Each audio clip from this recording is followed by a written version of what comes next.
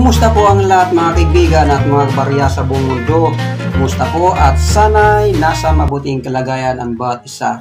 Today's video mga kaibigan, ang pag-uusapan natin itong improved flora and fauna series na 5 piso ng Pilipinas. Mayroon ka ba nito at magkano ito sa online sa atin sa local buying sa Pilipinas sa ating mga coin collector group sa FB?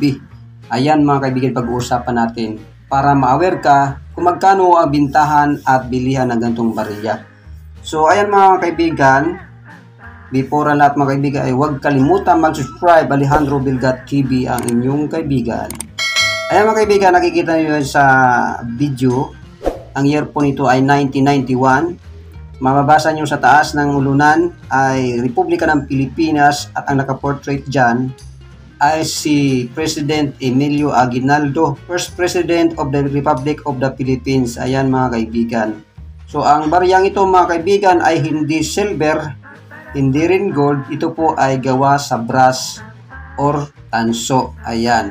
So yung gilid niya mga kaibigan ay redet, giring-giting. Ito namang sa likod yung kanyang reverse. Nakalagay ang denomination ay 5 piso at yung nakasulat dyan ay Pterocarpus indicus. Yan pong scientific name po yan ng Nara tree. Bali yan po ay Nara tree, yung leaves saka yung flower niya. So ayan mga kaibigan, yung simpleng detalye ng baryang ito. Ito po ay may 4 na year na ginawa mula 1991 hanggang 1994. Bali yung gantong barya mga kaibigan, ang hahanapin nyo, ang pinaka hard to find ay yung 1994. So ayon kay numista mga kaibigan.com na lagi nating tinitingnan yung mga details ng gantong klase ng barya. Yung gantong klase ng barya mga kaibigan, ang pinakamataas ang percentage ay yung 1991. 64% ang frequency at ang pinakamababa ay yung 1994 na mayroong 9%. Kaya sinabi kong hard to find yung 1994. Pero yung presyo nito, yung very fine condition ng 1991 mga kaibigan, ay 40 pesos ang halaga kay numista.com. At pinakamataas nga yung 1992, yung UNC niya, ay 192 pesos. Yung UNC naman ng 1991 ay umabot lang na 92 pesos mga kaibigan.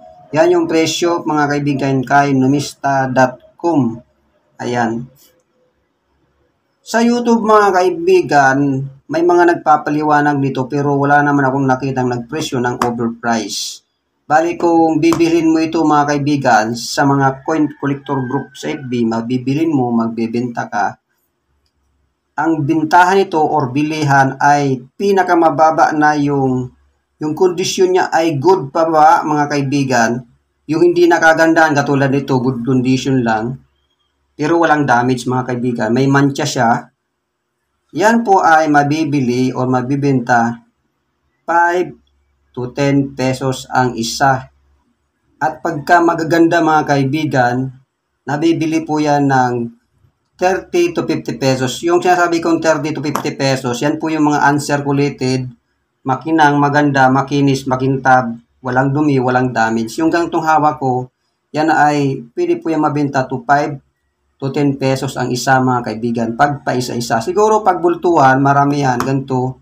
Mabibili po yan ng 5 pesos ang isa. Pag bultuhan, marami yan mga kaibigan. Bali ang mga gantong klase ng barya na brass coin, improved in flora in fauna series, yan po ay binubuo ng mga coin collector para makabuo ng isang frame na pang display. Binibili po nila yan, hindi pa isa-isa kundi isang set. Meron kang year 1991, 1992, 1993, tsaka 1994. Mabibili po yan sa halagang 150 pesos to 200 pesos. Yan po ay makataong presyo sa ganyang presyo. Pero hindi po pare-pareho yung presyo ng bumibili ang mga coin collector mga kaibigan. Ang binibili nila yung siyempre mga UNC lang. EU condition. Yung makikinang lang mga kaibigan. Yung pwedeng pang frame. Ayan. Kasi kung pangit naman yung mga coin mong katulad dito, kahit kumpleto ang year mo, ay hindi po basta-basta may bibili yan. Binibili po yan yung mga UNC. 150 to 100 pesos fair price, pero may mas mahal pang nagbebenta. Umaabot pa yan ng 700 pesos yung UNC.